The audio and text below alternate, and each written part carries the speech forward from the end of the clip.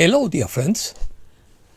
Surrealism transcends reality by propelling the irrational and dreamlike through the automatic expression of the unconscious. Opinion piece. Surrealist War. War is a bitch. Erosion of reality. Dreamlike conflict. Grotesque struggle. Structural collapse. Shattering of illusion. Decomposition of reality. Law of quantum healing. Stripping away appearances. Let's start. A surrealist war is a conflict where reality decomposes into a dreamlike chaos, matching the rational with the irrational, in a chaotic appearance. Victor Davis Hanson calls the war in Iran surrealist and asserts that the war is dragging on for too long without an end or a clear plan. The decomposition of reality refers to the process of dismantling the conventional perception of the material world that reveals its illusory nature. It questions the solidity of the apparent world, seeing it as an illusion or veil that conceals a higher truth. The ground has shifted beneath our feet, according to Phil Butler, who describes a structural collapse in geopolitical reality. The current chaos is not the usual turbulence we have become accustomed to, nor the predictable cycle of crisis and recovery, nor the familiar rhythms of things getting worse before they get better.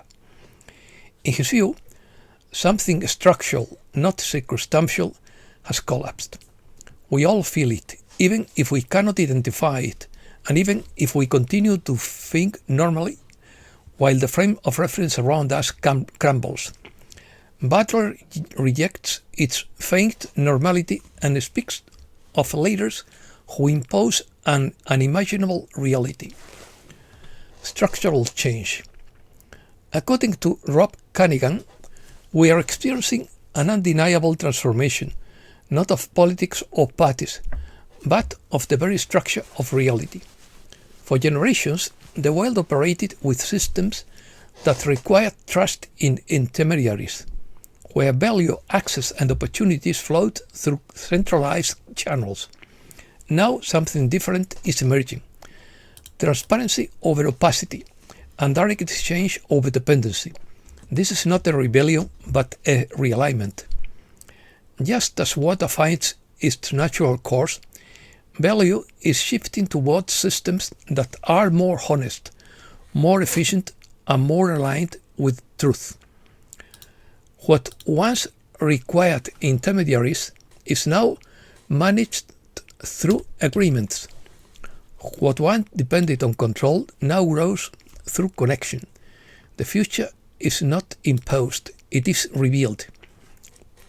This transition is not for the benefit of a few, but for the progress of all. A world where sovereignty is respected, peace is strengthened, solidarity flows, and humanity operates in greater unity. It's not perfect, but it's closer to how things were always meant to be. Recent news. As we approach the March equinox, the astrological signs align to boost progress starting in April, according to Molly McCord. Several solar storms are heading toward Earth following an outburst on the Sun, and are expected to impact during the new moon and the March equinox. The first impact is predicted for today, Thursday, March 19, and the second for Saturday, March 21st. According to Charlie Ward, President Trump just signed Executive Order 14,309 titled the Quantum Healing Act. This decree classifies all frequency-based treatment technologies as a matter of national security. This means they can no longer be hidden under patent laws. The order also allows for legal actions against any CEO, scientist, or public official who has suppressed life-saving medical technology for profit, This means hidden patterns are being declassified. According to Elena Danam, positive galactic alliances are liberating Earth amidst global changes and human awakening. She also describes a final phase of operations, where allied forces are ending remaining conflicts and hostile groups no longer have control, leaving only isolated pockets.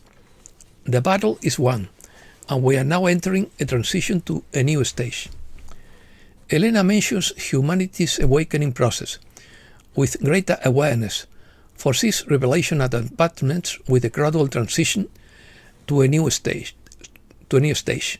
and describes the ongoing space operations in the solar system. She adds that the collision of worlds continues to eliminate the remaining threats and presents the conflict as almost resolved in its final phase. The negative forces no longer have real role on Earth. What remains are only isolated pockets. The hidden power structures are gradually collapsing, and global changes reflect this liberation. More and more people are perceiving the truth, and this is accelerating a shift in collective consciousness. She foresees future revelations and says that first contact is gradually approaching. The situation is entering its final phase, and humanity is moving toward a transcendental change. Middle East. Trump said the war will end soon, although without a specific date. The US attacked missile sites located near the Strait of Hormuz. The aircraft carrier Gerald Ford withdrew from the war for repairs after a fire. Iran confirmed the death of its intelligence minister. Iran attacked Tel Aviv in response to the death of the regime's number 2. Iran and Israel exchanged attacks against energy facilities amid escalating tensions. Iran announces it has ceased its actions against Israel, and that from now on it will only retaliate if attacked. Iran attacked Saudi refinery on the Red Sea coast. Saudi Arabia has reactivated more than half of its oil exports through the Strait of Hormuz. Iran claimed to have attacked multiple US facilities in the Middle East. Qatar expelled Iranian diplomats after the attack on a natural gas facility. Iran shuts down several sections of the world's largest gas field after bombing. Iran promises retaliation against Gulf energy facilities after the attack.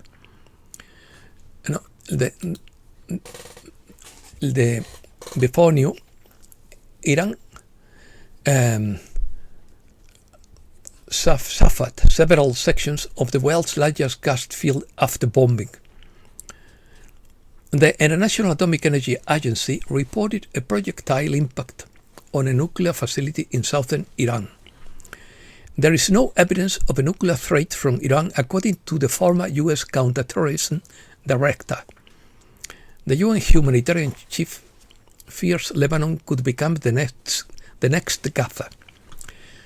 24 hours after Trump said the US could leave NATO, Europe says the ships are on their way.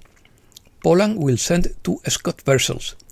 Denmark says it is ready, and France changes its stance from no to maybe. Asia. The Asia-Pacific region mostly posted gains. China is proceeding cautiously in the face of the war in Iran, balancing its energy security and neutrality. China is directly mediating between Pakistan and Afghanistan after weeks of war. Pakistan temporarily suspends military operation against Afghanistan. Chinese bankers face bonus cuts of at least 30%. Trump warns of an impending cyber attack.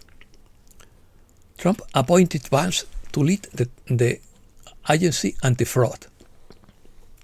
Vance assumes the role of fraud czar.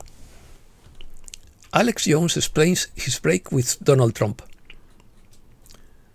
Peter Schiff believes this war is going to cost a lot of money we don't have, in quotes.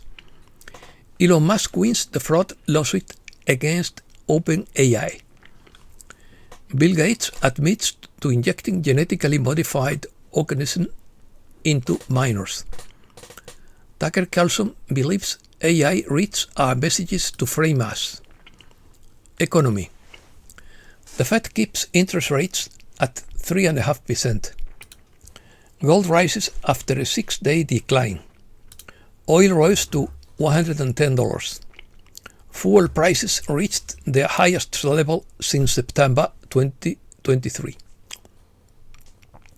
The dollar strengthens as oil prices rise. Stocks, bonds, precious metals, and Bitcoin plummet. Iran continues to export oil through the Strait of Hormuz despite the conflict. The world is experiencing the biggest energy crisis in the last 40 years. The greatest risk to the global economy is government-driven stagflation. War could trigger a global credit crisis. Europe. Europeans are committing demographic suicide. Europe is being hit from all sides and the euro is cracking. European nations are withdrawing their troops from the anti-Daesh mission in Iraq. To create a company in 48 hours for less than 100 euros, a new EU rule to boost startups. Berlin's shift towards a war economy poses a challenge for the EU. Germany refuses to send escorts to the Middle East to support oil shipments.